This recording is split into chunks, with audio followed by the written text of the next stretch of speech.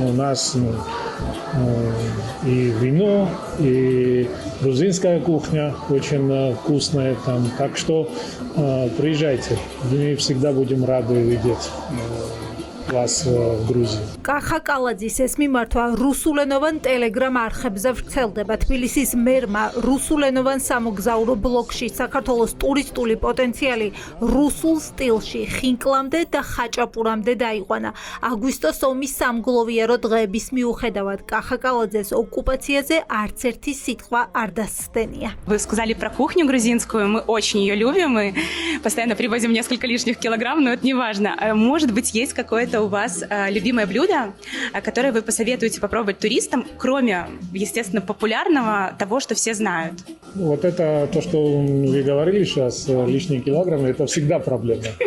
Если регулярно есть грузинскую еду, да, очень много калорий, и потом тяжело наблюдать за весом, поэтому знаю, что это проблема. Я, например, очень люблю хинкали, очень люблю кабаб, как готовят, очень люблю там имеретинский, аджарский хачапури, очень люблю у нас приготовить разные закуски, там красное вино. Я вообще-то не люблю много пить вина, но красное вино, стакан вина, это для организма тоже очень хорошо. კალაძე ამ ინტერვიუს შემდეგ თავს იმართლებს, ამტკიცებს, რომ ყველაფერი ექსპრომტად მოხდა. კაფეში იყო, რა დროსაც ბლოგერმა ვიდეოს ჩაწერა სთხოვა, თუმცა რატომ გადაწყვიტა რუსულ აუდიტორიაზე გათვლილ სარეკლამო კამპანიაში მონაწილეობა, რატომ არ ახსენა ისტორიული კონტექსტი, ქვეყნის ოკუპაცია აღარ გვიპასუხა.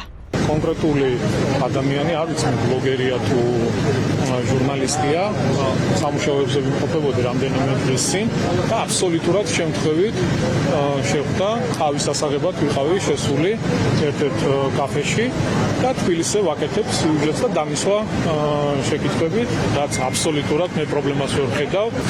შესანიშნაობა არ გვაქვს ქვეყანაში წითელი ღვინის. ძალიან მნიშვნელოვანი კითხვა არის, რა ვიცი, ტურისტებს სხვა თემაზე რატო არ ვესაუბრებით? ხაჭაპურზე და ხინკალზე და წითელ ღვინოზე რო ვესაუბრებით მათთან დაკავშირებით, რომელიც 2012 ისეთი რო ოკუპანტია, ისე ამაზეც რო ვესაუბრებთ, ბატონო კახი არ ვისაუბრებია.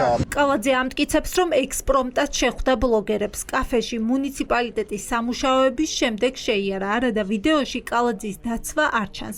კადრებში ჩანს, რომ სასტუმროს ფოიეში ჩამომჯდარ კახა კალაძეს რუსი бლოგერები ორი კამერით იღებენ.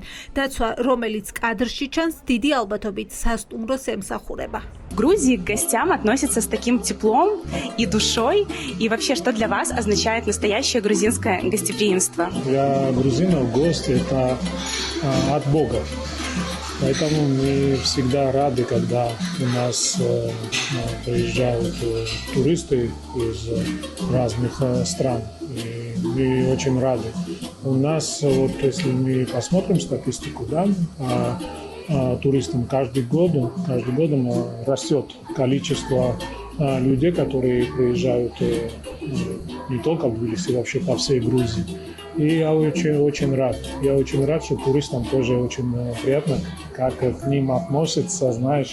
რაჩანს კალაძის ამ ვიდეო მიმართვაში. ერთი რომ აგვისტოს ომის მძიმე დღეებ გამოვლილი ქვეყნის ინტერესები უკანა პლანზე გადაწია. ქვეყნის კულტურა მხოლოდ სუფრამდე და ღვინომდე დაიყვანა, ზუსტად რუსულ სტილში, ისე როგორც პუტინის რუსეთი მოიაზრებს საქართველოს. ეს არის კლასიკური მოთხოვნა მიწოდების მომენტი აი ამ რუსული პროპაგანდის პროცესში, რამდენადაც იმპერიული რუსეთი ხედავს ამ ქვეყნის მოსახლეობას როგორც მომსახურე ფენას, რაღაც ეგზოტიკურ არსებებს, რომელსაც სუფრისა და ცეკვათამაშის იქეთ ფუნქცია არ გააჩნიათ და მათი ხელქვეითი რეჟიმიც ამას კულტივირებს, რომ ჩვენ უნდა უცებოთ უმღეროთ პოლიტიკოს და დამოუკიდებელი თავმოყარე ქვეყნის მოქალაქეების წარმომადგენელს იმ დღეებში, როდესაც ამ ქვეყნის მოსახლეობის დიდი უმრავლესობა, აბსოლუტური უმრავლესობა განიცდის მწუხარებას, გლოვას, ბრაზს, მოტივირდება, რომ იბრძოლოს ქვეყნის დამოუკიდებლობის და მთლიანობის აღდგენისთვის და ვის წინააღმდეგ ხო რუსეთის, ყველანაირად შეეცდება, რომ არ გაეგოს ფეხქვეშ ამ შენი ქვეყნის ჩაგროლის და ოკუპანტის რიგით მოქალაქეს, ხო? შემთხვევითობის არ სჯერა არავის. ზუსტად იციან, რომ კალაძის ვიდეორგოლი ივანიშვილის გუნდის პოლიტიკური გაგრძელებაა. ჯერ საკუთარ მოსახლეობას რუსოფობიაში და გარედან მართულობაში ადანაშაულებენ, რუს ტურისტებზე აკეთებენ აქცენტს, ეს იმ დროს, როცა საქსტატის ინფორმაციით საქართველოში ყველაზე მეტი დამსვენებელი რუსეთიდან შემოდის. ტურისტული სეზონი საკმაოდ ცუდად მიდის და ნელა მიდის, ალბათ ერთ-ერთი გამორჩეულად ცუდი სეზონი იქნება, ზაფხულის სეზონი იქნება ყველა იმ წელთან შედარებით, რომელიც გავიარეთ ერთად და ეს ყველაფერი ხდება იმიტომ, რომ ქვეყნის იმიჯი, რავი, შევიდეთ ინტერნეტში და უბრალოდ წავიკითხოთ საქართველოზე თუ რა ხდება ჩვენს ქვეყანაში, საშინელი ინფორმაცია არის ნებისმიერ ენაზე, რომ ვცადოთ მოძებნა ქვეყანა, რომელიც ეხმარება რუსეთს სანქციების აღებაში, ქვეყანა, რომელიც არის ტრანზიტი სატრანზიტო კორიდორი ირანისთვის და რუსეთისთვის, უკრაინის წინააღმდეგ ომში.